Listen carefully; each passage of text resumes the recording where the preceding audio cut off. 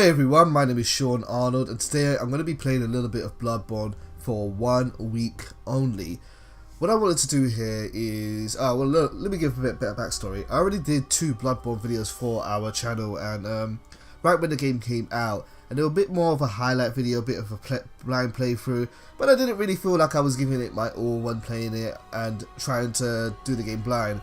So what I decided to do is I decided to wait until I had beaten the game, and I wanted to do a bit of more of a reflection series. This is what I'm going to call what I learned by playing Bloodborne. Now, if anyone has played a Souls game before, you are already aware of the idea that Bloodborne doesn't really spell out its story for you. It tells you in drips and drabs of what's going on, and it's kind of up to you to work out what the story is about. What I'm going to do here is I'm going to go through the game as much as I can, roughly about 10 minutes at a time for each episode, and I'm going to just say what I learned and what I figured out. Some of the things I will say might be wrong, some of them might be right. If you guys agree with what I'm saying, let me know. If you disagree, then just let me know that too and correct me where I go wrong. I'm going to be starting a new game for this, even though I do have a character that's much deeper in, because I want to keep it as fresh as possible without any of the major important items given to me earlier in the game as it carries on from New Game Plus. Oh, yeah. Paleblood. Well, you've come to the right place. Yharnam is the home of blood ministration. You need only unravel its mystery. But where's an outsider like yourself to begin? Easy, with a bit of Yharnam blood of your own. But first, you'll need a contract. Okay, so I was a little hesitant at first keeping in this opening cutscene because I didn't want to, as I'm only doing this for 10 minutes at a time, I didn't want to waste too much time on cutscenes. I kind of want to get to the meat of the video. However, I feel that cutscene is very important to know, and I want to talk about that a little bit later on. Why am I only doing this for 10 minutes at a time? Well, our current strategy here at the Arnolds is that we're trying to work out what kind of videos people want to see us as Let's Players doing. So what we're doing is we're just playing games very briefly, and if you guys like what we do, let us know and we will try to carry on those series. If you like this series of what I do here, then I would make more videos and they'll be much longer in length, as Bloodborne can be a very lengthy and very meaty game. Right, so that's just a quick character I've had saved up.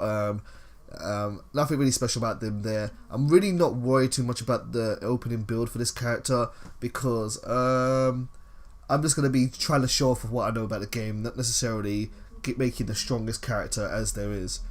One thing that's important in this game is to read the item descriptions. After they finally patched into the game, before the loading screens were just a black screen that said Bloodborne on it. Now they've got the item descriptions on there, and if you experience these items, it kind of shows you, it gives you time to read about them while the game's loading. So let me shut up for the rest of this cutscene, which is going to start any second now. Good. All signed and sealed. Now, let's begin the transfusion. Oh, don't you worry.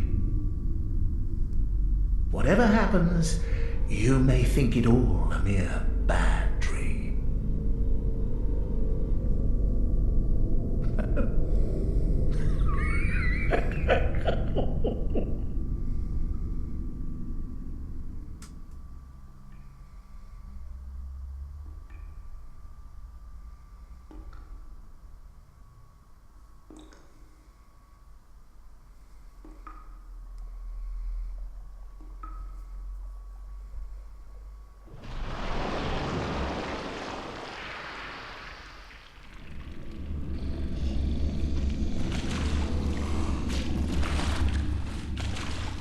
One of the things I will know, not sorry to talk over the cutscene, but one of the things I will know is that this is the only time you will see this happen in this game, where you will see a creature coming out of blood like this, and then someone, I have no idea who, burns them and set them alive.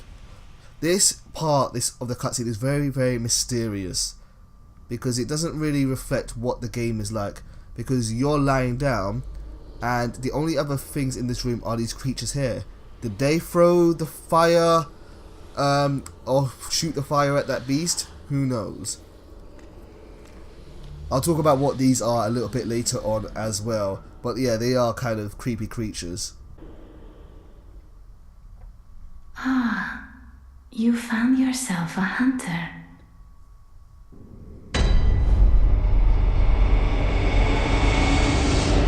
Okay, so welcome to the start of the game. At the start of the game, we end up in Yusefka's clinic. Now, this is a very important place because it suggests that, well, the game really doesn't tell you who you are in this game, and this suggests that you kind of came here as you were sick and you needed some help.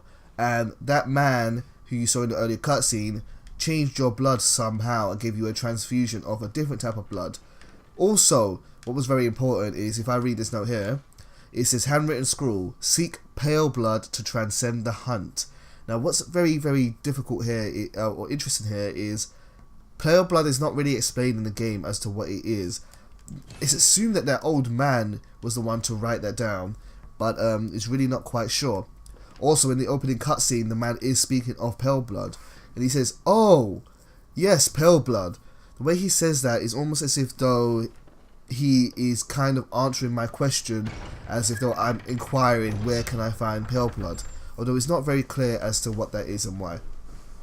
Now, one of the things that I learned by playing Bloodborne is that, and how it's different to the old Souls games, is that there isn't really a training stage in this one. In Dark Souls 1 and Dark Souls 2, there's a training area that tells you notes on how to move, how to dodge, and there's a little bit of that here, but this game really gets you to learn it through its design. One of the things that I learned here is, well, first of all, we've got this beast here, and it's eating another creature. Now, these beasts are quite strong, and if I was to fight it head on, I will most likely die. What it's taught me here is that you don't actually have to fight every single beast, and you actually can be rewarded for doing so. So what I'm going to try to do is I'm going to try to run past him. So I'm going to head this way. Hopefully I'll get his attention. I'm going to try and get him to come around here. No, he's not falling for it. So I'm just going to dash past him, and I'm going to run as fast as I can towards this doorway. Hopefully he doesn't catch up to me and maul me to death, because if he does, I won't be able to show that thing that I want to show. I need to get through this gate here. If I can get through this gate here, I should be a-okay, because his bounding box kind of brings it back. Fortunately, I'm invincible when I am here, and I'm just going to do a couple of rolls. Hopefully he doesn't chase me anymore. He's still chasing me. Dude, calm down. Just go back. Ah, crap. Old man's there.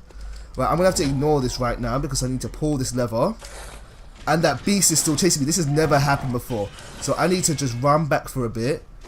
And I need to wait for something to come down. If you've played this game before, you know exactly what's going to come down. Where's that beast? I'm going to go over here. Hopefully that beast won't still follow me. There he is. Okay. This is going to be dangerous. One hit from that beast will kill me. So I'm going to run up here and I'm going to climb up this ladder. Now, in my previous video of Bloodborne, the very first one I didn't actually end up climbing the ladder first. I ended up actually dying to that beast. And as you can see, the man is chasing me there. What I really want to do is I want to light this lamp here, because this is very, very important to do. Now, at this point here, I'm now going to go use the lamp, and I'm going to go to what's called the Hunter's Dream. Now, there's a reason why I wanted to do this differently rather than dying first. If you die, the game will automatically take you to the Hunter's Dream. But if you manage to get to this lamp first, something different happens. And I'm going to tell you why in a little bit.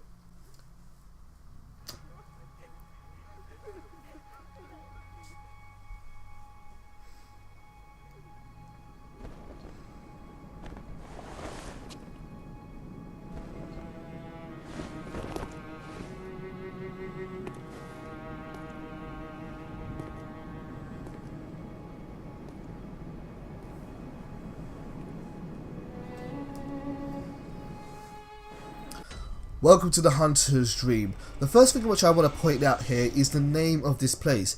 It is Hunter '(S) Dream.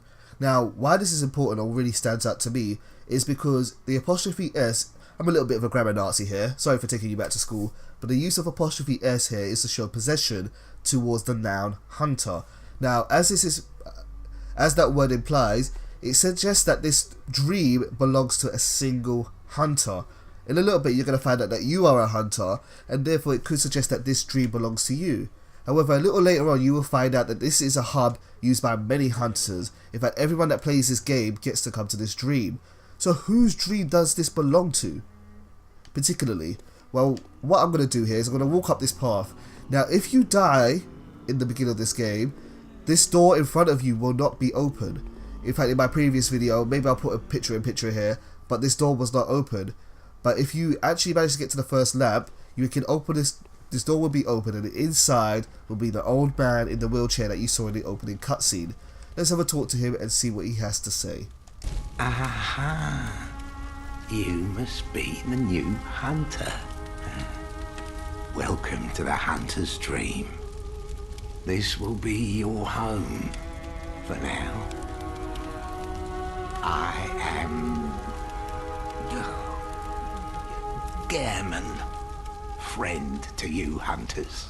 You're sure to be in a fine haze about now, but don't think too hard about all of this. Just go out and kill a few beasts. It's for your own good. You know, it's just what hunters do. You'll get used to it. Okay, so something has just stood out to me. I don't think I'd realised this before. I think I've just had a bit of a revelation. I have to see the opening cutscene again. I have to see it again. And maybe I'll put a picture in backwards again. But the old man in the opening cutscene, I could have sworn, I could absolutely swear that my old man had a long, scraggly beard. Which is interesting because I always thought that was this old man here, Gehrman. But Gehrman doesn't have a beard. So that means that old man can only be one other person. And I'm not going to say who that is, because it's you're not going to find out who that person is a little bit later on. Not too long from here. I should be able to get to that character this week. But it's very, very important. It's very interesting because it answers one of my questions. One of my questions earlier was, what was Gehrman doing in Yusefka's clinic, and how did they get from Yusefka's clinic to this dream? Did they go through the same way that I did? But if that old man has a long beard, I think I know who that is. So, welcome to the Hunter's Dream. Hunter's Dream does have a couple of things to do, but we can't do too much here. Of course, if this is your first time playing the game, you can accept a gift from the messengers and get a weapon. I will be doing that very, very shortly. But what I'm going to do, actually I'll do that right now. My favourite weapon is the Hunter Axe. This is a game where there aren't too many weapons in Bloodborne, at least when compared to Dark Souls 1 and Dark Souls 2. There may be less than 15 weapons in this game. But I prefer that personally because it makes you a little bit more intimate with your weapon. It's kind of like picking a fighting game character. Once you get a character that you like, you want to stick with it, and yeah, you want to use that to you want to learn that character and become a master of it. This is really the same here. So guys, I'm going to end this episode here. It's just been a little bit longer than 10 minutes, as I said. If you guys are enjoying the series, please check out the next one. And if you guys want to see me do more of this series for more than a week, just let me know. And yeah, and I will gladly play lots and lots more Bloodborne. So in the next episode, I'm going to go back to Old Yharnam, and I'm going to talk a bit more about the mysteries which you can encounter there. So as always, my name is Sean. Thank you very much for watching and supporting the Arnolds play, and hopefully you will join me for another episode. Much love, take care, and goodbye.